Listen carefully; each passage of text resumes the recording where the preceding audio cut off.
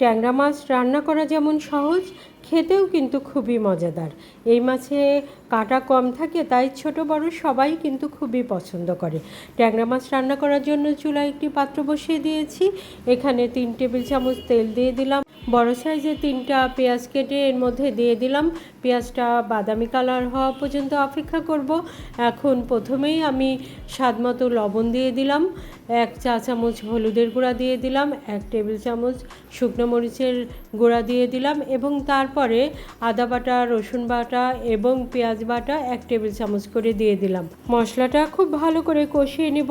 মশলাটা কষানো হয়ে গেলে এই ধুয়ে রাখা 250 গ্রাম ট্যাংরা মাছ এই মশলার মধ্যে দিয়ে ট্যাংরা মাছটাও খুব ভালো করে কষিয়ে নেব। আর ট্যাংরা মাছটা কষানো হয়ে গেলে এখানে আমি হাফ কাপ পানি দিয়ে দেব। হাফ কাপ পানি দিয়ে এখানে আমি 15 মিনিটের জন্য রান্না করে নেব। মিডিয়াম হিটে এখানে আমি 10 মিনিটের জন্য রান্না করে নেব। তারপর চুলার হিটটা লো হিটে রেখে 5 মিনিটের জন্য রান্না করে নিলেই আমার ট্যাংরা মাছ রান্না হয়ে যাবে।